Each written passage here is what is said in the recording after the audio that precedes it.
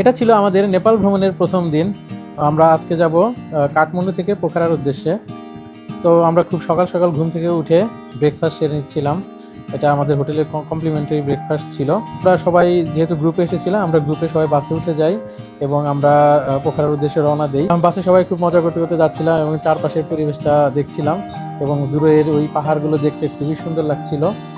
এবং নেপালের যে রাস্তাঘাটগুলো এগুলো খুবই পরিষ্কার পরিচ্ছন্ন ছিল। তো আমরা একটা শপিং মলে ব্রেক দেয় আমাদের গাড়ি, তো আমরা সেখান থেকে কিছু চিপস এবং স্ন্যাক্স কিনে নিচ্ছিলাম। তো এখানকার একটা কারেন্ট চিপস ছিল, এই চিপসটা খেতে খুবই মজা ছিল। আরেকটা ছিল হচ্ছে কারেন্ট আচারি, তো এটাও খুবই মজার ছিল। তো আমরা দুইটাই নিয়ে তারপর এখানকার চারপাশের পরিবেশটা আমরা ঘুরে ঘুরে দেখছিলাম।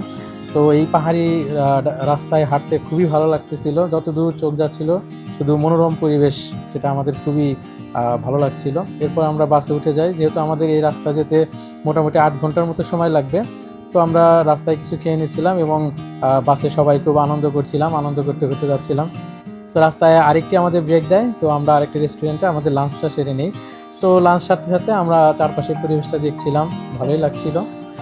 এবং নেপাল যত দূর চোখ যায়, নেপালের পাহাড়গুলো খুব সুবিশাল উঁচু এবং দেখতেও খুবই ভালো লাগে। নেপালের এই পাহাড় ঘেঁষে অনেক নদী নালা চলে গিয়েছে এবং দেখতে দেখতে আমরা পোখারা পৌঁছে যাই এবং পোখারার খেওয়া লেক দেখতে দেখতে আমরা হোটেলের দিকে চলে যাচ্ছিলাম। যেহেতু আমরা সবাই খুব টায়ার্ড ছিলাম, তো আমরা এই বেলা একটু রেস্ট নেব, যার কারণে আমরা আমাদের হোটেলের দিকে যাচ্ছিলাম। সেখানে আমরা চেক ইন করবো, চেক ইন করে আমরা কিছুক্ষণ রেস্ট নিয়ে আবার বেরিয়ে পড়বো পোখারার সুন্দর সুন্দর লোকেশনগুলো ঘুরে দেখার জন্য।